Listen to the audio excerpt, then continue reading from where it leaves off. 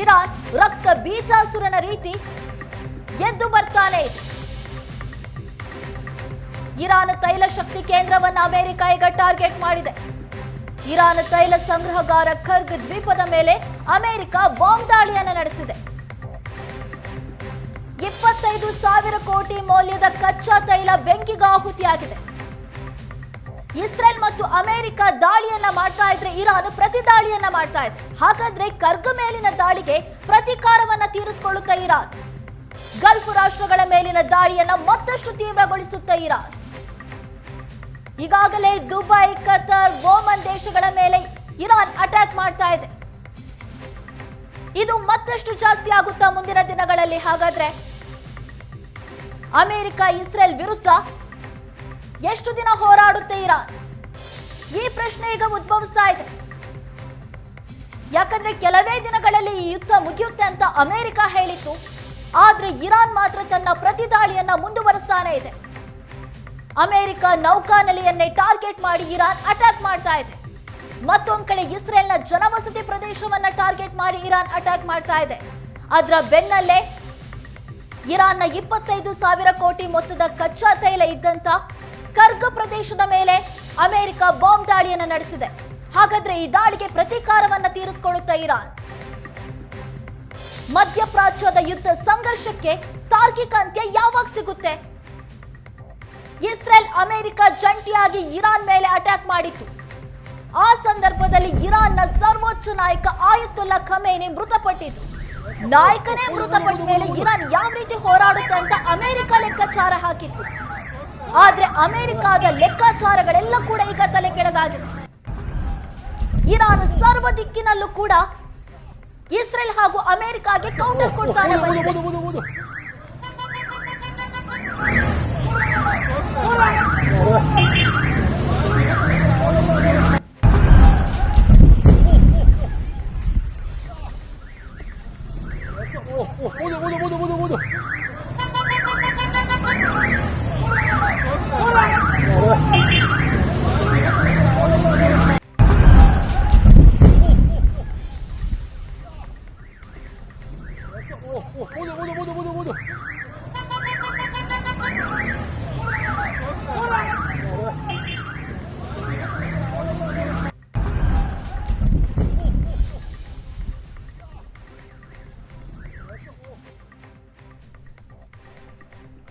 ಹದಿನೈದನೇ ದಿನಕ್ಕೆ ಯುದ್ಧ ಹೊಸ ಟರ್ನ್ ಒಂದನ್ನು ತೆಗೆದುಕೊಂಡು ಯಾವ ದ್ವೀಪ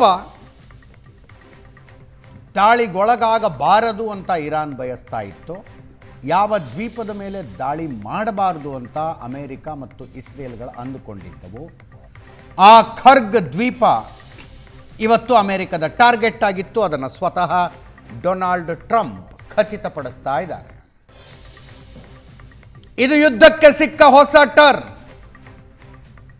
ಇರಾನ್ ಇದೇ ಖರ್ಗ್ ದ್ವೀಪದಿಂದ ತನ್ನ ಆಯಿಲ್ ಎಕ್ಸ್ಪೋರ್ಟ್ನ 90% ಹ್ಯಾಂಡಲ್ ಮಾಡ್ತಾ ಇತ್ತು. 24 ಸ್ಕ್ವೇರ್ ಕಿಲೋಮೀಟರ್ನಷ್ಟೇ ಇರುವ ದ್ವೀಪ, 24 ಸ್ಕ್ವೇರ್ ಕಿಲೋಮೀಟರ್ ಮಾತ್ರ. ಇರಾನಿನ ಒಟ್ಟಾರೆ ಗಾತ್ರಕ್ಕೆ ಹೋಲಿಸಿದರೆ ತುಂಬ ಸಣ್ಣದು.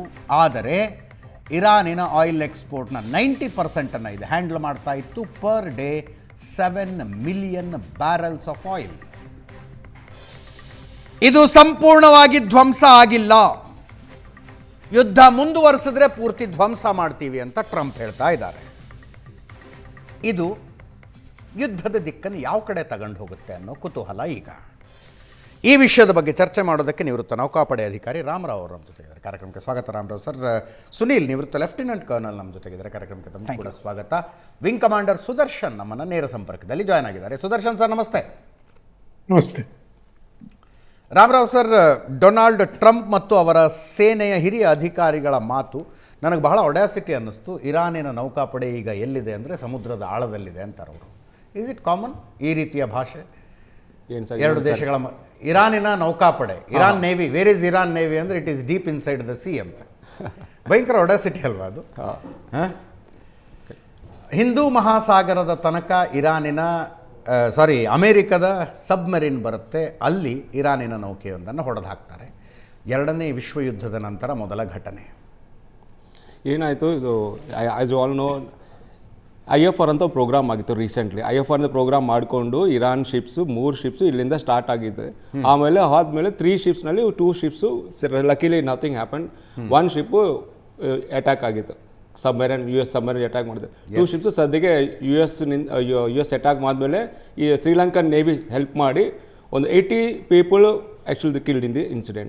32 people save ಮಾಡಿಕೊಂಡು they are going back to 42 dead bodies in hand over ಮಾಡಿದ್ರು. So now the 2 ships are docked at the Sri Lankan Navy jetty so that they will not be attacked again. That is the present. One of them is in Cochin. One of them in Cochin. Okay. Okay. That is less. I am not aware. Okay. ನಮ್ಮ ವಿದೇಶಾಂಗ ಸಚಿವರೇ ಅದನ್ನು confirm ಮಾಡಿದ್ದಾರೆ. Sir, ಇದು most prized property of Iran is attack today. Correct. Kharg island. Where will it take the war towards ಅಂತ? ಯಾವ ಕಡೆ ತಗೊಂಡು ಹೋಗುತ್ತೆ? See, now the attack, what is happening, Iran has got enough capacity. Save ಮಾಡೋಕ್ಕೆ Iran ಏನು strategy ನಮಗೆ ಏನು ಅನ್ನಿಸ್ತಾ ಇದೆ ಅಂದರೆ, Iran is just waiting all the ammunition of US to be exhausted because US is showering the ammunition. ಏನಾಯಿತು, ಒಂದು missile ಇರಾನಿಂದ ಬಂದಮೇಲೆ 100 ಮಿಸೈಲ್ಸ್ ಇಲ್ಲಿಂದ ಮಾಡ್ತಾರೆ, 30 ಇರಲಿ, Patriot ಇರಲಿ. So just waiting for the ಒಂದು ಎಕ್ಸಾಂಪಲ್ ನಾನು ಹೇಳ್ತೀನಿ. ಮೊಹಮ್ಮದ್ ಅಲಿ ಅಂತ ಒಂದು ದೊಡ್ಡ ಬಾಕ್ಸರ್ ಇದ್ದಾರೆ, ವರ್ಲ್ಡ್ ಚಾಂಪಿಯನ್. ಅವ್ರ ಸ್ಟ್ರಾಟಜಿ ಏನಿದೆ ಗೊತ್ತಾ, ಅವ್ರು ಫಸ್ಟ್ ಅಟ್ಯಾಕ್ ಮಾಡೋದಿಲ್ಲ, ಅವ್ರು ಸ್ವಲ್ಪ ಅಟ್ಯಾಕ್ ಮಾಡ್ತಾರೆ. ಅವರ ಅಪೋನೆಂಟ್ಗೆ ಕಂಪ್ಲೀಟ್ ಎಕ್ಸಾಸ್ಟ್ ಆಗಬೇಕು, ಅಟ್ಯಾಕ್ ಸುಸ್ತಾಗಬೇಕು. ಎಕ್ಸಾಸ್ಟ್ ಆದಮೇಲೆ ವೆಯ್ಟ್ ಮಾಡಿ he takes punches some time, he avoids the punches. At the end of the day after 1 round 2 rounds he gets exhausted. ಆ ಸ್ಟ್ರಾಟಜಿ ನಾನು ಏನು ಅನಿಸ್ತಾ ಇದೆ Iran is following, because Iran whatever missiles it is shooting at the US, Israel, the expense point of view look at ತುಂಬ ಕಡಿಮೆ rate ಅದು $1ಗೆ US ಸದ್ಯಕ್ಕೆ $40 expend ಮಾಡ್ತಾರೆ ಡಿಫೆಂಡ್ ಮಾಡೋಕ್ಕೆ. ಆ ಥರ ಏನು ಮಾಡ್ತಾರೆ, ಲೆಕ್ಕ ಕೊಟ್ವಿ. ಇರಾನಿನ ಬೇಸಿಕ್ ಶಾಹಿದ್ ಡ್ರೋನ್ 18 ಲಕ್ಷ ರೂಪಾಯಿಗೆ ತಯಾರಾಗುತ್ತೆ ಇಂಡಿಯನ್ ಕರೆನ್ಸಿಯಲ್ಲಿ. 18 ಲಕ್ಷ ಅಂದರೆ ಏನ್ರಿ, 2 ಸ್ಟ್ರೋಕ್ ಎಂಜಿನ್ ಹಾಕ್ತಾರೆ ಅವರು, ಅದಕ್ಕೆ ಚೀನಾದಿಂದ ಇಂಪೋರ್ಟ್ ಮಾಡ್ಕೊಂಡಿದ್ದು. 2 ಸ್ಟ್ರೋಕ್ ಎಂಜಿನ್ನ ಬಳಕೆ ಭಾರತದಲ್ಲಿ ನಿಂತು ಹೋಗಿದೆ. ನಮ್ಮ ಕಾಲೇಜ್ ಡೇಸ್ನಲ್ಲಿ ನನ್ನ ಫೇವ್ರೇಟ್ ಬೈಕ್ ಇತ್ತು, ಏನೋ Yamaha RX 100 ನನ್ನ ಫೇವ್ರೇಟ್ ಬೈಕ್ ಅದು. ಅದೇ ಎಂಜಿನನ್ನು ಹಾಕ್ಕೊಂಡು ಅವರು ಡ್ರೋನ್ ಮಾಡ್ತಾರೆ. 18 ಲಕ್ಷದಲ್ಲಿ ತಯಾರಾಗುತ್ತೆ ಅವ್ರದ್ದು ಎಂಟೈರ್ ಡ್ರೋನ್. 18 ಲಕ್ಷದಲ್ಲಿ ತಯಾರಾಗುತ್ತೆ. ಒಂದು ಸಲಕ್ಕೆ 5, 10, 15, 20 ಹಾರಿಸ್ಕೊಂಡಿರ್ತಾರೆ.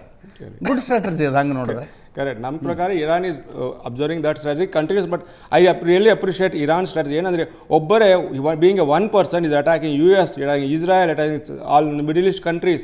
ಅಂದರೆ ನೋಡಿರಿ, if it is any other country in its place it would have come on the knees by now. ಹೌದು. ಬಟ್ ಇರಾನ್ ಆ ಥರ ಇಲ್ಲ. ಐ ರಿಯಲಿ ಅಪ್ರಿಷಿಯೇಟ್ ಎಷ್ಟು strategically is playing the role in the war. But I am sure one point of view they will realize that no point of waging the war, and there should be somebody who is mediating. India should get into that, or I will ಅನೇಕ ದೇಶಗಳಿಂದ ಒತ್ತಡ ಬರ್ತಾ ಇದೆ ಭಾರತ ಮಧ್ಯಸ್ಥಿಕೆ ವಹಿಸಬೇಕು ಅಂತ. But on what capacity I didn't understand. ಸುಮಾರು ಜನ ಏನು ಹೇಳ್ತಾರೆ, India should take mediation. Now it should get into the play. What India is doing. India is friend for every countries who are involved. So now we should not look at the India like what India is doing in this situation. You should look at the UN, what UN is, because Modi is here now today. But what about the previous time? Modi was not there. But what UN was taking the role to get into all these things. UN has to take initiative. ಅದೊಂದು ಡಿಫಂಕ್ಟ್ agency ಆಗಿದೆ sir. United Nations ಅನ್ನೋದು ಇದೆಯೋ ಇಲ್ಲವೋ, ಇದ್ರದ್ದು ಏನು ಮಾಡ್ತಾ ಇದೆ, ಎಲ್ಲಿದೆ, ಯಾವನು. Nobody is discussing about the UN. We are discussing India, what India is doing, why. BRICS should do a balancing game ಅಂತ ಇನ್ನೊಬ್ಬರು ಶುರು ಮಾಡಿದ್ದಾರೆ. ಎಸ್ ಸುನಿಲ್ ಸರ್, ಕಾರ್ಗ್ ದ್ವೀಪದ ಮೇಲೆ ದಾಳಿ. ನಾವು ಅಂದ್ಕೊಂಡಿದ್ದು ಎರಡೂ ಕಡೆಯವರ ಮಧ್ಯದಲ್ಲಿ ಒಂದು ಅನ್ರಿಟನ್ ರೂಲ್ ಇದೆ, ಆ ದ್ವೀಪದ ಕಡೆ ಒಂದು ಬಾಂಬ್ ಹಾಕಬಾರ್ದು ಅಂತ. Rule is broken today. Good evening to you and all the fellow panelist. ಒಂದ್ಸಲ ಹಾಸ್ಟಿಲಿಟೀಸ್ ಅಂತ ಶುರು ಆಯಿತು ಅಂತ ಹೇಳಿದ್ರೆ, basically the first casualty is truth, second casualty is a pact, whether said or unsaid. ನೀವು ಕೇಳಿರ್ಬೋದು, everything is fair in love and war. ಹೌದು ಹೌದು. ಈಗ ಏನಾಗಿದೆ ಅಂತ ಹೇಳಿದ್ರೆ, ಇರಾನ್ ಸೋಲ್ತಾ ಇಲ್ಲ, ಇಸ್ರೇಲ್ ಆ್ಯಂಡ್ ಅಮೆರಿಕಾ ಗೆಲ್ತಾ ಇಲ್ಲ. That is the thing. ಈಗ ಇಲ್ಲಿ ಏನಾಗಿದೆ, what tactic that Israel and America adapting, ಅವ್ರಿಗೀಗ they are under desperation right ನಾವು. ಎಂಥ ಕೆಟ್ಟ ಡೆಸ್ಪರೇಷನಲ್ಲಿದ್ದಾರೆ ಅಂದರೆ, ಅವ್ರು ಅಂದ್ಕೊಂಡಿದ್ರು ಲೈಕ್ ವಾಟ್ ದೇ ಡಿಡ್ ಅಂದರೆ, ಇರಾಕಲ್ಲಿ ಅವರು 2002-2003 ಡ್ಯೂರಿಂಗ್ ಆಪರೇಷನ್ ಡೆಸರ್ಟ್ ಸ್ಟಾರ್ಮಲ್ಲಿ ಅವ್ರು ಏನು ಮಾಡಿದರು, ಅದೇ ರೀತಿ ಇಲ್ಲೂ ಅವ್ರಿಗೆ ಕೇಕ್ ವಾಕ್ ಆಗಿಬಿಡುತ್ತೆ ಅಂತ ಅವ್ರು ಅಂದ್ಕೊಂಡಿದ್ರು. ಆದರೆ ಅದೇ ಇರಾಕ್ ವಾರ್ 2002 ಟೈಮಲ್ಲಿ ಅಮೇರಿಕಾ ಇರಾಕ್ಗೆ ಏನು ಮಾಡ್ತು ಅದರಿಂದ ಇರಾನ್ ಪಾಠ ಕಲಿತು ಇವತ್ತು ಯಾವ ರೀತಿ ರಿಟ್ಯಾಲಿಯೇಟ್ ಮಾಡ್ತಿದೆ ಅಂತ ಹೇಳಿದ್ರೆ ಅವರಿಬ್ಬರಿಗೂ ಗೊತ್ತಾಗ್ತಿಲ್ಲ, ನೀವು ಇನ್ನಷ್ಟು ಅಟ್ಯಾಕ್ ಮಾಡಿ ಅವ್ರು ಬೀಳಲ್ಲ. Iran is not going to surrender. There is a reason behind that. ಈ 2003 ಆಪರೇಷನ್ ಡೆಸರ್ಟ್ ಸ್ಟಾರ್ಮ್ ನಡೀತಲ್ಲ, ಆವಾಗ there was a major general Mohammad Ali Jafari ಅಂತ ಹೇಳ್ಬಿಟ್ಟು major general of Iran, IRGC. ಅವ್ರೇನು ಅಬ್ಸರ್ವ್ ಮಾಡಿದ್ರು ಅಂತ ಹೇಳಿದ್ರೆ, ಈ ಒಂದು ಸೆಂಟ್ರಲೈಸ್ಡ್ ಕಮಾಂಡ್ ಸ್ಟ್ರಕ್ಚರ್ ಅಂತ ಏನಿತ್ತು, ಯಾವುದು ಇರಾಕ್ದು, under the supreme leadership of Saddam Hussein, ಬರೀ 38 ಡೇಸಲ್ಲಿ ಅಮೇರಿಕಾ ಒಂದು ಸೆಂಟ್ರಲೈಸ್ಡ್ ಲೀಡರ್ಶಿಪ್ ಕೆಳಗಡೆ ಇದ್ದಂತಹ ಒಂದು ವೆರಿ ಪವರ್ಫುಲ್ ಆರ್ಮಿನ ದೇ ಬ್ರಾಟ್ ದೆಮ್ ಡೌನ್. ಕಾರಣ ಏನು? Centralised leadership. ಸೊ ಈ ಮನುಷ್ಯ ಏನು ಮಾಡ್ದ, ಅಬ್ಸರ್ವ್ ಮಾಡ್ದ ಇದನ್ನು. ಆ್ಯಂಡ್ ಎನಿವೇ ದೇವರ್ ಅಟ್ ಲಾಗರ್ ಹೆಡ್ಸ್ ಅದೇ ಟೈಮಲ್ಲಿ ನಡೀತಾ ಇತ್ತು. ಅವ್ರಿಗೆ ಗೊತ್ತಿತ್ತು ಅಮೇರಿಕಾ ಯಾವತ್ತೂ ಇರಾನ್ಗೆ ಸಹಾಯ ಮಾಡೋಕ್ಕೆ ಬರಲ್ಲ, they will be our opponents always, ಅದು ಅವ್ರಿಗೆ ಗೊತ್ತಿತ್ತು. ಸೊ ಏನು ಮಾಡ್ದ, ಇದನ್ನು ತಲೆಯಲ್ಲಿ ಇಟ್ಕೊಂಡು 2007 he was appointed as the chief of IRGC. ಆವಾಗ he brought out one tactic. ಅದು ಏನು ಅಂತ ಹೇಳಿದ್ರೆ ದ ಮೊಸಾಯಿಕ್ ಟ್ಯಾಕ್ಟಿಕ್ ಅಂತ ಹೇಳ್ಬಿಟ್ಟು ಕರೀತಾರೆ ಅದನ್ನು. ಮೊಸಾಯಿಕ್ ಟ್ಯಾಕ್ಟಿಕ್ ಅಂತಾರೆ. ಏನಂತ ಹೇಳಿದ್ರೆ, entire IRGC, let us say ನಾಳೆ supreme leader, he is a supreme commander, article 110 of Iranian Constitution of 1979 vests the complete power of the armed forces of Iran into the hands of the supreme leader, who is Khamenei, Article 110. ಅಕಸ್ಮಾತ್ ಆ supreme leader ಸತ್ರೆ, like what happen to Saddam Hussein, ಇರಾಕಲ್ಲಿ ಏನು ನಡೀತು ಅದೇ ಇರಾನಲ್ಲಿ ಏನು ನಡೆದ್ರೆ ವಾಟ್ ನೆಕ್ಸ್ಟ್, ನಮಗೇನಾಗುತ್ತೆ? Now that was the question for which he had an answer. ಈ ಮನುಷ್ಯ ಏನು ಮಾಡ್ದ, he implemented that mosaic tactic. ಇದಕ್ಕೆ ಮುಂಚೆ ತುಂಬ ಸ್ಟಡೀಸ್ ನಡೀತು. ಆ ಒಂದು 5 years ಇತ್ತಲ್ಲ, ಇರಾನಿಯನ್ ಮಿಲಿಟರಿ ಸ್ಟ್ರಾಟಜಿ ಒಂದು ಸೆಂಟರ್ ಏನಿದೆ ಅಲ್ಲಿ ತುಂಬ ರಿಸರ್ಚ್ ನಡೀತು ಇದ್ರ ಬಗ್ಗೆ. Not just Iraq, they studied Afghanistan ಅಂತೆ, ದೇ ಸ್ಟಡಿಡ್ ವಿಯೆಟ್ನಾಂ ಅಂತ ಕೂಡ ಹೇಳ್ತಾರೆ. ಎಸ್, ಅಲ್ಲ, ಒಂದು ದೀರ್ಘ ಅಧ್ಯಯನ ಆಗಿದೆ. ಒಂದು ಸ್ಟ್ರಾಟಜಿ ಅಂತ ಹೇಳ್ಬಿಟ್ಟು ಏನು ನಡೆಯುತ್ತಲ್ಲ, ಆ ಸ್ಟ್ರಾಟಜಿ ನಡೀತಿದೆ ಅಂತ ಹೇಳಿದ್ರೆ, if you want to bring down a new doctrine, ತುಂಬ ದೊಡ್ಡ ಇದು ನಡೆಯುತ್ತೆ. ಈ ಮೊಸಾಯಿಕ್ ಟ್ಯಾಕ್ಟಿಕ್ನ ಇಂಪ್ಲಿಮೆಂಟ್ ಮಾಡ್ದ 2007. ಅದರ ಪ್ರಕಾರ ಏನಂದರೆ, ಅಕಸ್ಮಾತ್ ಸುಪ್ರೀಂ ಲೀಡರ್ ಏನಾದರೂ ಸತೋದ ಅಂತ ಹೇಳಿದ್ರೆ 31 ಇಂಡಿಪೆಂಡೆಂಟ್ ಕಮಾಂಡ್ ಸ್ಟ್ರಕ್ಚರ್ಸ್ನ ಕ್ರಿಯೇಟ್ ಮಾಡ್ದ IRGCಲಿ ಈ ಮನುಷ್ಯ. ಆ 31 ಇಂಡಿಪೆಂಡೆಂಟ್ ಇದೇನಿದೆ ಕಮಾಂಡ್ಸ್ ಏನಿದೆ, they will not wait for anybody's order. ಅದೆಲ್ಲಾನು ಆಲ್ರೆಡಿ ಪ್ರೀಡಿಫೈನ್ಡ್ ಅವ್ರ ಹತ್ರ ಇರುತ್ತೆ. ಯಾಕಂದರೆ ಒಬ್ಬ ಸುಪ್ರೀಂ ಲೀಡರ್ ಸತ್ತಾದ್ಮೇಲೆ ಕಮಾಂಡ್ ಅವರಿಗೆ ಹೋಗುತ್ತೋ ಇಲ್ವೋ ಗೊತ್ತಿಲ್ಲ. ಯಾಕಂದ್ರೆ ಆಲ್ರೆಡಿ ಲೀಡರ್ ಸತ್ತಿದ್ದಾನೆ ಅಂದರೆ it is going to be a devastating war. Communication channel ಇರುತ್ತೋ ಇಲ್ವೋ ಗೊತ್ತಿಲ್ಲ. ಬಟ್ ಪ್ರೀಡಿಫೈನ್ಡ್ ಮಾಡಿಬಿಟ್ಟು ಈ ಮನುಷ್ಯ ಏನು ಮಾಡ್ದ ಅಂತ ಹೇಳಿದ್ರೆ ಮೊಸಾಯಿಕ್ ಟ್ಯಾಕ್ಟಿಕ್ನ ಇಂಪ್ಲಿಮೆಂಟ್ ಮಾಡಿಬಿಟ್ಟ. ಖಮೇನಿ ಸತ್ತ ದಿನದಿಂದ ಮೊಸಾಯಿಕ್ ಟ್ಯಾಕ್ಟಿಕ್ ಬಂದಿದೆ. ಈಚ್ ಆ್ಯಂಡ್ ಎವ್ರಿ ಕಮಾಂಡ್, ಈ 31 ಕಮಾಂಡ್ಸ್ ಏನಿದೆ ಇರಾನಲ್ಲಿ IRGCದು, each and every command is equally equipped with thousands of missiles, thousands of drones, thousands of naval drones. This is very very important. ಅವ್ರು ಇನ್ನೂ ಇದನ್ನು ಈಚೆಗೆ ತೆಗೆದಿಲ್ಲ, ಬಟ್ ಒಂದು ಟ್ವೀಟ್ ಬಂದಿದೆ, they have naval drones also. ಈಗ ನೀವು ನೋಡಿರ್ಬೋದು ಯುಕ್ರೇನ್ ಆ್ಯಂಡ್ ರಷ್ಯಾ ವಾರಲ್ಲಿ ಅಂತಹ ಸ್ಟ್ರಾಂಗ್ ರಷ್ಯನ್ ನೇವಿನ ಈ few $1,000 worth Ukrainian naval drones ಏನು ಮಾಡಿದೆ ಅಂತ ಹೇಳಿದ್ರೆ, ಅವರ ಎಂಟೈರ್ ಫ್ಲೀಟ್ನ they had to shift Black Sea fleet ಏನಿತ್ತು ಅವ್ರು ಶಿಫ್ಟ್ ಮಾಡಿ they had to go to some other place. ಅದಾದಮೇಲೂ ನಿಲ್ಲಿಸಲಿಲ್ಲ, ಪೋರ್ಟ್ಸ್ ಹೊಡಿತಾ ಇದ್ದಾರೆ ಇವತ್ತು ಇರಾನ್ ಅವರು. ಅಫ್ಕೋರ್ಸ್ ರಷ್ಯಾನೂ ಅದೇ ರೀತಿ ರಿಟಾಲಿಯೇಟ್ ಮಾಡಿ ಅವರ ಬಿಗ್ಗೆಸ್ಟ್ ಶಿಪ್ನ ಕೆಳಗಡೆ ತತ್ತು. ಈ ರೀತಿ ಎಕ್ವಿಪ್ ಮಾಡ್ದ. ಸೊ ಕಮಾಂಡ್ ಯಾರೇ ಇರಲಿ, ಕಮಾಂಡ್ ಇರಲಿ ಇಲ್ದಿರ ಇರಲಿ, ಬದುಕಿರಲಿ ಸತ್ತಿರಲಿ, ಈ 31 ಯೂನಿಟ್ಸ್ ಇದೆಯಲ್ಲ, ದೇ ಆರ್ ಟೋಟಲಿ ಕೇಪಬಲ್.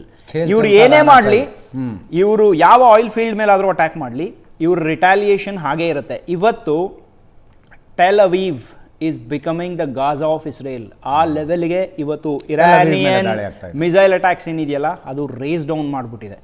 ಗಾಜಾಲ್ ಏನು ನಡೆದಿತ್ತಲ್ಲ ಇವತ್ತು ಇಸ್ರೇಲಲ್ಲಿ ಅದೇ ರೀತಿ ಆಗಿದೆ. Tel Aviv has become new Gaza in Israel.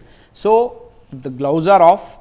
ಅವ್ರು ಈಸಿ ಅಂದ್ಕೊಂಡು ಬಂದಿದ್ರು, ಅವ್ರಿಗೆ ಏನು ಮಾಡಬೇಕು, how to get this exit ಅನ್ನೋದು ಟ್ರಂಪ್ಗೂ ಗೊತ್ತಿಲ್ಲ, ನತನ್ಯಾಹುಗೂ ಗೊತ್ತಿಲ್ಲ. ಟ್ರಂಪ್ ಏನೇ ಸ್ಟೇಟ್ಮೆಂಟ್ ಕೊಡ್ಬೋದು, ಇಟ್ ಕ್ಯಾನ್ ಬಿ ಎನಿಥಿಂಗ್. ಇವತ್ತು ಮುಖ ನೋಡೋಕ್ಕಾಗ್ತಿಲ್ಲ ಟ್ರಂಪ್. ಅಲ್ಲ, ಕ್ಯಾಮ್ರಾದಲ್ಲಿ ನೋಡ್ತಾ ಇದ್ರೆ ಪ್ರತಿದಿನ ಟ್ರಂಪ್ ಮುಖ ನೋಡೋಕ್ಕಾಗ್ತಿಲ್ಲ. ಪ್ರತಿದಿನ ಹೀಗೆ ನಡೆಯುತ್ತೆ ಅಜಿತ್ ಅವರೇ. ಬಿಕಾಸ್ ಯಾಕಂದರೆ ಅವರ ಸ್ಟ್ರಕ್ಚರ್ ಇದೆಯಲ್ಲ, ಖಮೇನಿ ಸತ್ತ ತಕ್ಷಣ ಎಲ್ಲ ಆಗ್ಬಿಡ್ತು ಅಂತ ಹೇಳ್ಬಿಟ್ಟು ಅವ್ರು ಅಂದ್ಕೊಂಡಿದ್ರು. ಬಟ್ ಇದೆಲ್ಲ ಅವ್ರಿಗೆ ಗೊತ್ತಿರಲಿಲ್ಲ, ಈ ರೀತಿ ಅವರು ರಿಆರ್ಗನೈಸ್ ಆಗಿ ಹೀಗೆ ರಿಟ್ಯಾಲಿಯೇಟ್ ಮಾಡ್ತಾರೆ ಅಂತ ಅವ್ರಿಗೆ ಗೊತ್ತಿರಲಿಲ್ಲ. ಈಗ ಈ ಸ್ಟ್ರಕ್ಚರ್ನ ಏನು ಮಾಡ್ತಾರೆ, ಈ ಸ್ಟ್ರಕ್ಚರ್ನ ಏನು ಮಾಡ್ತಾರೆ ಅವರು, ಇದಕ್ಕೆ ಟು ಗೆಟ್ ಅನ್ ಆನ್ಸರ್ ಇಲ್ ಟೇಕ್ ಇಯರ್ಸ್. ಆ ವರ್ಷಾನುಗಟ್ಲೆ ಯುದ್ಧ ಮಾಡುವಂತಹ ಶಕ್ತಿ ಯು ಎಸ್ಗೆ ಮತ್ತು ಇಸ್ರೇಲ್ಗೆ ಇದೆಯಾ? ರೀಸನ್, ಬಿಲಿಯನ್ಸ್ ಆಫ್ ಡಾಲರ್ಸ್ ನೀವು ಪ್ರತಿದಿನ ಬೇರೆ ಬೇರೆ ಬೇರೆ ಬೇರೆ ಕಡೆ ನೀವು ಖರ್ಚು ಮಾಡ್ತಾ ಇದ್ರೆ ನಿಮ್ಮ ರಿಸರ್ವ್ಸು ಒಂದಿನ ಮುಗಿಯುತ್ತೆ. ಹೌದು. ಯಾಕಂದ್ರೆ America is very thinly stretched right now. ಅವರಲ್ಲಿ ಯುಕ್ರೇನ್ಗೂ ಸಪೋರ್ಟ್ ಮಾಡಬೇಕು. It's a face saving measure ಅಲ್ವಾ ಅವರಿಗೆ. ಇಲ್ಲ ಅಂತ ಹೇಳಿದ್ರೆ Russia will occupy them tomorrow morning. ಇಲ್ಲಿ ಇಸ್ರೇಲ್ ಅಮೆರಿಕಾನ ಎಳ್ಕೊಂಡಿದೆ ಈ ವಾರ್ ಒಳಗಡೆ. So what are they going to do? Now there are no rules. ನೀನೇನು ಬೇಕಾದ್ರೂ ಹೊಡಿ, ನಾನೇನು ಬೇಕಾದ್ರೂ ಹೊಡಿತೀನಿ. ಬಟ್ ಯಾರನ್ನ ಅಂಡರ್ ಎಸ್ಟಿಮೇಟ್ ಮಾಡಿಬಿಟ್ಟು ನೀವು ಬಂದಿದ್ರಲ್ಲ, ಅವರು ನೀವು ಅಂದ್ಕೊಂಡಷ್ಟು ದುರ್ಬಲವಾಗಿಲ್ಲ ಅನ್ನೋದು ಈಗ ಗೊತ್ತಾಗ್ತಾ ಇದೆ. They are not going to surrender the way they imagined, America imagined. Now this is the scenario. ಅಂದರೆ ಈಕ್ವಲ್ ಸ್ಟೇಚರ್ನಲ್ಲಿ ಒಂದು ಕಡೆ ಮಾತುಕತೆ ಕೂತ್ಕೊಳ್ಳಬಹುದೇ ಹೊರತು ಸರೆಂಡರ್ ಆಗ್ತೀವಿ ಅಂತ. ನೆಕ್ಸ್ಟ್ ಏನಿದೆ ಈಗ, some good sense must prevail. ಈಗ ಎಲ್ಲರೂ ಏನು ಮಾತಾಡ್ತಿದ್ದಾರೆ, ಎಲ್ಲ ಕಡೆ ಇದೇ ಮಾತೇ ನಡೀತಿರೋದು. ಅಮೆರಿಕಾ ಮತ್ತು ಇಸ್ರೇಲ್ ಇವ್ರ ಮೇಲೆ ಅಟ್ಯಾಕ್ ಮಾಡ್ತಿದೆ ಅಂತ ಹೇಳಿದ್ರೆ ಯಾರು ಇರಾನ್ ಸಪೋರ್ಟಿಗೆ ಬರುತ್ತೆ, ಯಾರು ಅಮೆರಿಕಾ ಸಪೋರ್ಟಿಗೆ ಹೋಗ್ತಾರೆ. ಈಗ ಡಿಸ್ಕಷನ್ಸ್ ಎಲ್ಲ ಅದೇ ನಡೀತಿದೆ. ಬಟ್ ಐಡಿಯಲಿ ಇಷ್ಟೊಂದೆಲ್ಲ ಆದಮೇಲೆ, ಯಾಕಂತ ಹೇಳಿದ್ರೆ ಯಾಕೆ ಮಾತುಕತೆಗೆ ಹೋಗಬೇಕು ಅನ್ನೋದಕ್ಕೆ ಹೇಳ್ತಿದ್ದೀನಿ. In fact we should take the initiative. ಯಾಕಂತ ಹೇಳಿದ್ರೆ any fire in middle east will burn down the kitchen of Indian homes. ಅದು ನಡೀತಿದೆ ಆಲ್ರೆಡಿ. ಸಿಲಿಂಡರ್ಗೆ ಏನೇನು ಹಾಹಾಕಾರ ನಡೀತಿದೆ ಅದನ್ನು ನಾವು ಹೇಳೋ ನೆಸೆಸಿಟಿ ಇಲ್ಲ, ಅದು ಆಲ್ರೆಡಿ ನಡೀತಾ ಇದೆ. ಸೊ ಈಗ ನಡೀತಿರೋದ್ರಿಂದ some good sense must prevail. This must end. ಯಾಕಂತ ಹೇಳಿದ್ರೆ ಮಧ್ಯಪ್ರಾಚ್ಯ ಶಾಂತವಾಗಿರುವುದು ಯಾವ ದೇಶಕ್ಕೆ ಎಷ್ಟು ಬೇಕೋ ಗೊತ್ತಿಲ್ಲ, ಭಾರತಕ್ಕೆ ಬಹಳ ಮುಖ್ಯ ಬೇಕು. ನಾವು ದಿಸ್ ಈಸ್ ದ ಟೈಮ್. ನೀವು ಅಲಿಪ್ತ ನೀತಿ ಮಾಡಿ, because we can discuss about that. ನೀವು ಅಲಿಪ್ತವಾಗೇ ಇರಿ, ಆದರೆ ನಿಮ್ಮ ಅಲಿಪ್ತ ನೀತಿ ಅನ್ನೋದೇನಿದೆ ಅದು ಶಾಂತಿ ಕಡೆಗಿರಬೇಕು. ನೀವು ಯಾರೋ ಇಬ್ಬರು ಹೊಡೆದಾಡ್ತಿದ್ರೆ ನಾವು ನೋಡ್ಕೊಂಡಿರ್ತೀವಿ ಅನ್ನೋ ರೀತಿಯಲ್ಲಿ ಇರಬಾರ್ದು. ಅಲಿಪ್ತ ನೀತಿ ಓಕೆ, ನೀವು ಇನ್ವಾಲ್ವ್ ಆಗಬೇಡಿ, but try to bring some peace. ಒಂದು ಒಳ್ಳೆ ಸೆನ್ಸ್ ಎಲ್ಲೋ ಒಂದು ಕಡೆ ಪ್ರಿವೇಲ್ ಆಗಬೇಕಲ್ಲ. They must propose this. ಯಾಕಂತ ಹೇಳಿದ್ರೆ 34% ಆಫ್ ನಮ್ಮ ಒಂದು ಡಿಫೆನ್ಸ್ ಇದೇನಿದೆ, ಇಂಪೋರ್ಟ್ಸ್ ಏನಿದೆ, that is from Israel. We have that relationship, very close relationship with them. 20% of our oil dependency is from Iran. We have that working relationship. Chabahar portally we have invested $100 million. Yes. We have that relationship with them just to surpass Pakistan. ಚಾಬಹಾರ್ಗೆ ನಾವು ಅಷ್ಟೊಂದು invest ಮಾಡಿದ್ದೀವಿ. So ಈಗ ಅದೆಲ್ಲ ನೀರಲ್ಲಿ ಹೋಮ ಮಾಡ್ದಂಗೆ ಆಗಬಾರ್ದು ಅಂತ ಹೇಳಿದ್ರೆ ನಮ್ಗೆ ಈ ಕಡೆ ಇಸ್ರೇಲ್ ಕೂಡ ಉಳಿಬೇಕು, ಈ ಕಡೆ ಇರಾನ್ ಕೂಡ ಉಳಿಬೇಕು. ಇದು this is not a war where somebody must die. ಇಬ್ಬರು ಬದುಕಬೇಕು, ಬದುಕೋದಕ್ಕೋಸ್ಕರ ಸಮ್ ಸೆನ್ಸ್ ಮಸ್ಟ್ ಪ್ರಿವೇಲ್. ಇದೇ ರೀತಿ ಹೋಗ್ತಿದೆ ಅಂದರೆ ಇವಾಗ 90% ಆಫ್ ಇರಾನಿಯನ್ ಆಯಿಲ್ ರಿಸರ್ವ್ ಏನಿದೆಯಲ್ಲ, or rather oil supply is dependent on this island. ಹೌದು, ಇದೇ ಐಲ್ಯಾಂಡ್ ಇಂದ 90% of Iranian oil and 7 million barrels per day, 26 million barrels stock ಮಾಡಿದ್ರು. ಈಗ ಅದೇ ಬರೋದು ನಿಲ್ತು ಅಂತ ಇಟ್ಕೊಳ್ಳಿ. Let us say if they hit them more, ನಮ್ಮ ಪರಿಸ್ಥಿತಿ ಏನಾಗುತ್ತೆ? ಆ್ಯಂಡ್ ಬೇರೆ ಎಲ್ಲ ದೇಶಗಳು ಯಾರ್ಯಾರು ಇರಾನಿಂದ ತಗೋತಾ ಇದ್ದಾರೆ, of course we have working relationship with them. If Israel ಅಷ್ಟು ಕ್ಲೋಸ್ ಡೀಪ್ ರಿಲೇಷನ್ಶಿಪ್ ಇಲ್ಲ ಅಂದರೂ ವಿ ಹ್ಯಾವ್ ವರ್ಕಿಂಗ್ ರಿಲೇಷನ್ಶಿಪ್. ಈಗ ನಾವು ಯಾವುದಾದ್ರೂ ಒಂದು ಆಪರೇಷನ್ ಕಂಡಕ್ಟ್ ಮಾಡಿ ಇಂಡಿಯನ್ಸ್ನ ಅಲ್ಲಿಂದ 9,000 ಇಂಡಿಯನ್ಸ್ ಇವತ್ತು ಅಲ್ಲಿ ಇರಾನಲ್ಲಿ ಇದ್ದಾರೆ, ಟೆಹರಾನಲ್ಲಿ ಇದ್ದಾರೆ ಅಂತ ಹೇಳ್ತಾ ಇದ್ದಾರೆ. ಅವ್ರನ್ನ ಎವ್ಯಾಕ್ಯೂಟ್ ಮಾಡಬೇಕು ಅಂದರೆ ಆ ಒಂದು ಫ್ಯೂ ಅವರ್ಸ್ ಆಫ್ ಒಂದು ಇದೇನು ಬೇಕು ನಮಗೆ, ಒಂದು ವಿಂಡೋ, ಅದು ಇಬ್ಬರು ಕೊಡ್ತಾರೆ ನಮಗೆ. ಅಷ್ಟು ಲೆವರೇಜ್ ನಮಗಿದೆ. Use all of it. It is not just about we living, we can definitely try. ನಾವು ಇದನ್ನು ಸಾಲ್ವ್ ಮಾಡೋ ಚಾನ್ಸಸ್ ಇದೆ. ಸೊ ನಾವು this is the time to prove that as we are for peace. ನಮ್ಮ ಅಲಿಪ್ತ ನೀತಿ ನಾವು ಆವತ್ತಿಂದ ಏನೇನು ಮಾಡ್ಕೊಂಡು ಬಂದಿದ್ದೀವಲ್ಲ, ಈಗ we must show to the world that as we can do it. Yes, ನೀವು BRICS can be a balancing act, but ಆ ಬ್ಯಾಲೆನ್ಸಿಂಗ್ ಆ್ಯಕ್ಟ್ ಮತ್ತೆ ವಾರ್ ಕಡೆಗೆ ಹೋಗೋದು ಬೇಡ. Let BRICS bring the peace. Yes. Wing commander Sudarshan sir, America Israel ಗೆಲ್ತಾ ಇಲ್ಲ, Iran ಸೋಲ್ತಾ ಇಲ್ಲ. ಈ ಯುದ್ಧ ಮುಗಿಯೋದು ಹೆಂಗೆ ಅಂತ ನಮಗಂತೂ ಗೊತ್ತಾಗ್ತಿಲ್ಲ. ನೋಡಿ, ಹಲವಾರು ವಿಶ್ಲೇಷಕರು ಇದರ ಬಗ್ಗೆ ಮಾತಾಡ್ತಾ ಇದ್ದಾರೆ. ಇದರಲ್ಲಿ 3 ಸಾಧ್ಯತೆಗಳಿದೆ. ಒಂದು 6 ವಾರ 2 ತಿಂಗಳು ಆ ಥರ ಮಾತಾಡ್ತಾರೆ. ಇನ್ನೊಂದು ಇಟ್ಸ್ ಎ ಫ್ರೋಸನ್ ಆಕ್ಟಿವಿಟಿ ಅಂತ, ಅಂದ್ರೆ ಇದು ಒಂದು ಸ್ವಲ್ಪ ತಣ್ಣಗಾಗುತ್ತೆ, ಮತ್ತೆ ಶುರುವಾಗುತ್ತೆ. ಓಕೆ. ಆಮೇಲೆ going by the track record of Iran ಮತ್ತೆ Iraq war which happen for 8 long years. Okay. So ಅಷ್ಟೊಂದು ರೆಸಿಲಿಯನ್ಸ್ ಇದೆ ಇರಾನ್ಗೆ ಅಂತ ಅವ್ರು ಆಗ್ಲೇ ಪ್ರೂವ್ ಮಾಡಿದ್ದಾರೆ. ಬಟ್ ಈಗ ಏನಾಗಿದೆ ಅಂದ್ರೆ ಒಂದಿಷ್ಟು ಈ ನಿನ್ನೆಯಿಂದ ಈ ಕಾರ್ಗ್ ಐಲ್ಯಾಂಡ್ ದಾಳಿ ಮಾಡಿದ ಮೇಲೆ ನನಗೆ ಒಂದಿಷ್ಟು ಆಶ್ಚರ್ಯ ಆಗಿದೆ. ಇಷ್ಟು ಮಹತ್ವದ ಒಂದು ದ್ವೀಪ, 90% ಆಯಿಲ್ ವ್ಯವಹಾರ ಇಲ್ಲಿಂದ ನಡೆಯುತ್ತೆ ಅಂದಾಗ ಇದಕ್ಕೆ ರಕ್ಷಣೆ ಇರ್ಲಿಲ್ವಾ? ಇದಕ್ಕೆ ಸರ್ಫೇಸ್ ಟು ಏರ್ ಮಿಸೈಲ್ ರಕ್ಷಣೆ ಇರ್ಲಿಲ್ವಾ? ರೆಡಾರ್ಗಳ ಕವರೇಜ್ ಇರ್ಲಿಲ್ವಾ ಅಂತ ಒಂದು ಆಶ್ಚರ್ಯನೂ ಆಗುತ್ತೆ. ಇನ್ನೊಂದು ಏನು ಅಂದ್ರೆ ನೋಡಿ ನೀವು ರಕ್ಷಣೆ ಬಗ್ಗೆ ಮಾತಾಡಿದ್ರಲ್ಲ ವಿಂಗ್ ಕಮಾಂಡರ್ ಸುದರ್ಶನ್ ಸರ್, ಈ ಯುದ್ಧ ಶುರುವಾದಾಗಿನಿಂದ ನನಗೆ ಅನ್ಸೋದು ಇಡೀ ಇರಾನೇ ಒಂದು ಸುಯಿಸೈಡ್ ಮೋಡಿಗೆ ಬಂದುಬಿಟ್ಟಿತ್ತು ಅಂತ. ಅದರ್ವೈಸ್ ಒಂದು ದೇಶ ಇಷ್ಟೊಂದು ಅಪಾಯದಲ್ಲಿರುವಂಥದ್ದು ಏರ್ ಡಿಫೆನ್ಸ್ ಸಿಸ್ಟಮ್ ಡೆವಲಪ್ ಮಾಡುವುದರ ಬಗ್ಗೆ ಗಮನ ಕೊಡಬೇಕಾಗಿತ್ತು ಅವರು. Air defence system was very weak. ತುಂಬ ಜನ ಹೇಳ್ತಾರೆ ಇಲ್ಲ ಅವ್ರ ಮೇಲೆ ಸ್ಯಾಂಕ್ಷನ್ಸ್ ಇತ್ತು, ಏರ್ ಡಿಫೆನ್ಸ್ ಸಿಸ್ಟಮ್ ಖರೀದಿ ಮಾಡೋದಕ್ಕಾಗ್ತಿರ್ಲಿಲ್ಲ. ಆ ಎಲ್ಲ ಸ್ಯಾಂಕ್ಷನ್ಗಳ ಮಧ್ಯದಲ್ಲಿ ಡ್ರೋನ್ಗಳನ್ನು, ಚೀಪ್ ಡ್ರೋನ್ಗಳನ್ನು ಹೆಂಗೆ ಮಾಡೋದು ಅನ್ನೋದು ಕಲ್ಕೊಂಡ್ರು, ಚೀಪ್ ಮಿಸೈಲ್ಗಳನ್ನು ಹೆಂಗೆ ಮಾಡೋದು ಅನ್ನೋದು ಕಲ್ಕೊಂಡ್ರು. ಈಗ ತಮ್ಮನ್ನು ತಾವು ರಕ್ಷಣೆ ಮಾಡಿಕೊಳ್ಳಬೇಕು, ತನ್ನ ಜನರನ್ನು ರಕ್ಷಣೆ ಮಾಡಿಕೊಳ್ಳಬೇಕು ಅನ್ನುವ ತುಡಿತಾ ಇರುವ ದೇಶ ಫಸ್ಟ್ ಶತ್ರುವಿನ ದಾಳಿಯನ್ನು ಹಿಮ್ಮೆಟ್ಟಿಸುವುದರ ಬಗ್ಗೆ ತಯಾರಿ ಮಾಡಿಕೊಳ್ಳುತ್ತೆ. ಇವರು ಹಿಮ್ಮೆಟ್ಟಿಸುವ ಬಗ್ಗೆ ತಯಾರಿ ಮಾಡಿಕೊಂಡಿಲ್ಲ, ಶತ್ರುವಿನ ಮೇಲೆ ದಾಳಿ ಮಾಡುವುದಕ್ಕೆ ಬೇಕಾದ ತಯಾರಿಗಳನ್ನು ಮಾಡಿಕೊಂಡ್ರು. So many drone, so many missiles. ಕೆಲವರು ಹೇಳ್ತಾ ಇದ್ರು ಇನ್ನೂ 2014 ತನಕದ ಸ್ಟಾಕ್ ಖಾಲಿ ಮಾಡ್ತಿದ್ದಾರಂಥವ್ರು. ಅಂದರೆ 10 ವರ್ಷಗಳಲ್ಲಿ ತಯಾರಿಸಿರುವ ಡ್ರೋನ್ಗಳು ಇನ್ನೂ ಪೆಂಡಿಂಗ್ ಇದಾವೆ ಅವ್ರ ಹತ್ರ ಅಟ್ಯಾಕ್ ಮಾಡೋದಕ್ಕೆ ಅಂತ. ಸೊ ಈ ದ್ವೀಪದ ರಕ್ಷಣೆಗೆ ಏನೂ ಮಾಡಲಿಲ್ಲವಾ? ನನಗೇನು ಆಶ್ಚರ್ಯ ಅನ್ಸೋದಿಲ್ಲ.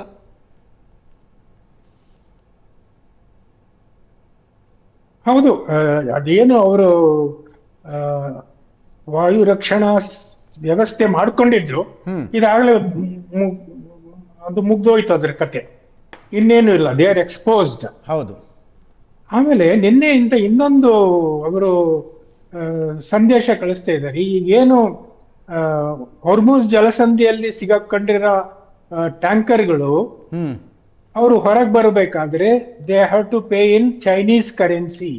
ಯುವಾನ್ ನಲ್ಲಿ ಕೊಡಬೇಕು ಅಂತ. So they are sending a message that petrodollar should end. ಯುಗ ಮುಗೀತು, ಈಗ ಪೆಟ್ರೋ ಯುವಾನ್ ಯುಗ ಪ್ರಾರಂಭ. ಸೊ ಇದು ಮೆಸೇಜಿಂಗ್ ಆಗಿರ್ಬೋದು, ಬಟ್ ಇದಕ್ಕೆ ಟ್ರಂಪ್ನಂತ ಒಬ್ಬ ಈಗೋಯಿಸ್ಟ್ ಪರ್ಸನ್ಗೆ ಬಲವಾದ ಪೆಟ್ಟು. ಹೌದು, ಆಬ್ವಿಯಸ್ಲಿ ಇಡೀ ಅಮೆರಿಕದ ಸ್ಟ್ರೆಂಗ್ತೇ ಡಾಲರು. ಹೌದು, ಡಾಲರ್ ಬಿದ್ದೋದ್ರೆ ಅಮೆರಿಕ ದಿವಾಳಿ ಆಗ್ಬಿಡುತ್ತೆ. ಈ ಡಾಲರ್ ಹೇಜಿಮನಿ ಏನಿರುತ್ತೆ, ಈ ಟ್ರಂಪ್ ಎಲೆಕ್ಟ್ ಆದ ಬಂದಾಗಿನಿಂದನೂ ಅವನಿಗೆ ಬ್ರಿಕ್ಸ್ ಅಂದ್ರೆ ಒಂಥರ ಅಲರ್ಜಿ. ಎಸ್. ಸೊ ಈಗ ಈ ಬ್ರಿಕ್ಸ್ ದೇಶ, because Iran is a part of BRIC conglomerate. So ಇಲ್ಲಿಂದನೇ ಸಂದೇಶ ಅದು ಶುರುವಾದ್ರೆ ಮುಂದೆ ಏನಾಗಬಹುದು ಅಂತ ಅಮೆರಿಕಕ್ಕೆ ಚಿಂತೆ ಮಾಡೋ ವಿಷಯನೂ ಇದೆ. ಎಸ್. ಬಟ್ ನಮ್ಮ ಡಿಪ್ಲೊಮ್ಯಾಟಿಕ್ ಇವರು ಹೇಳಿದ್ರಲ್ಲ, ನಮ್ಮ ಇವರು ಮೊಸಾಯಿಕ್ ಡಿಫೆನ್ಸ್ ಬಗ್ಗೆ, ಅದು ಕರೆಕ್ಟ್. ಅವರು ಮೊಸಾಯಿಕ್ ಡಿಫೆನ್ಸ್ ನಲ್ಲಿ ಯಾವ್ಯಾವ ರೀತಿ ಅಳವಡಿಸ್ಕೊಂಡಿದ್ರು ಅಂದ್ರೆ they even catered for killing of Khomeini. Okay okay. then they said okay, IRGC it became totally decentralized. IRGC also has Army, Navy, Air Force. ಅವಕ್ಕೆಲ್ಲ ಡಿಸೆಂಟ್ರಲೈಸ್ ಮಾಡಿ ಇವ್ರ ಹತ್ರ ಏನು ಅಫೆನ್ಸಿವ್ ವೆಪನ್ಸ್ ಇದೆಯಲ್ಲ ಇದನ್ನೆಲ್ಲ ಹಂಚ್ಬಿಟ್ರು. ಸೊ ನಾವ್ everybody is like a free electron. They can do whatever they want, whatever in their area of responsibility. So ಹೀಗಾಗಿ ಇದು ಸದ್ಯಕ್ಕೆ ನಿಲ್ಲೋದಿಲ್ಲ. ಇನ್ನು ಪಿಕ್ಚರ್ ಅಭಿ ಬಾಕಿ ಹೇ ಅಂತ ಹೇಳ್ತಾರಲ್ಲ, ಆತರ ಇನ್ನು ನಡೆಯಲಿದೆ. ನನಗೆ ಸಮುದ್ರದಲ್ಲಿ ನಕ್ಷತ್ರ ಮೀನು ಅಂತಾರೆ, ಸ್ಟಾರ್ ಫಿಶ್ ನೆನಪಾಗ್ತಾ ಇದೆ. ಅದನ್ನು ಕತ್ತರಿಸಿ ತುಂಡು ಮಾಡಿದ್ರೆ ಎಷ್ಟು ತುಂಡು ಮಾಡ್ತೀರೋ ಅಷ್ಟು ತುಂಡುಗಳ ಸ್ಟಾರ್ ಫಿಶ್ ಆಗಿ ಕಚ್ಚಕ್ಕೆ. ಕರೆಕ್ಟ್, ಇಂಡಿಪೆಂಡೆಂಟ್ ಆಗಿ ಕೆಲಸ ಮಾಡ್ತೇವೆ ಆತರ. ಎಸ್. ಆಮೇಲೆ ನಮ್ಮ ಡಿಪ್ಲೊಮಸಿ ಏನು ಕಡಿಮೆ ಆಗಿಲ್ಲ. ಈಗ ನೋಡಿ, ಇವತ್ತು 2 LPG ನೋಡೋಣ ಸರ್, ನಮ್ಮ ಡಿಪ್ಲೊಮಸಿ ಬಗ್ಗೆ ಮಾತಾಡೋಣ. ನಾನು 2-3 ದಿನಗಳ ಹಿಂದೆ ನ್ಯೂಸ್ ಅವರ್ನಲ್ಲಿ ಇದಕ್ಕೇನೋ ಒಂದು ಹಡಗು ಬಂತಲ್ಲ, LPG ತುಂಬ್ಕೊಂಡು ಮುಂಬೈಗೇನು ಹಡಗು ಬಂತಲ್ಲ, ನಾನೊಂದು ಸ್ವಲ್ಪ ಓವರ್ ಎಂತೂಸಿಯಾಸ್ಟಿಕ್ ಆಗಿ ನೋಡೋಕ್ಕೆ 2 ಕಣ್ಣು ಸಾಲ್ತಿಲ್ಲ ರೀ, ಹಡಗು ಬಂದುಬಿಡ್ತು ಅಂತಂದೆ. ತುಂಬ ಜನ ಆಡ್ಕೊತಾ ಇದ್ದಾರೆ ಅದನ್ನು, ಇಷ್ಟೇನದ್ರಲ್ಲಿ ಥ್ರಿಲ್ ಆಗುವಂಥದ್ದು ಏನಿದೆ ಅಂತ. ಐ ಗಾಟ್ ಥ್ರಿಲ್ ರೀ. ಅಷ್ಟೆಲ್ಲ ಹಾರ್ಮುಜ್ ಜಲಸಂಧಿಯನ್ನು ಬಂದ್ ಮಾಡಿದ ಸಂದರ್ಭದಲ್ಲಿ ಭಾರತಕ್ಕೆ ಒಂದು ಹಡಗು ಏನೋ ಡಾರ್ಕ್ ಮೋಡಿಗೆ ಹಾಕ್ಕೊಂಡು ಬಂದ್ರಂತೆ, ಸರ್ವಿಲೆನ್ಸ್ ಆಫ್ ಮಾಡ್ಕೊಂಡು ಬಂದ್ರಂತೆ. I felt it thrilling. ಸಣ್ಣ ಬ್ರೇಕ್.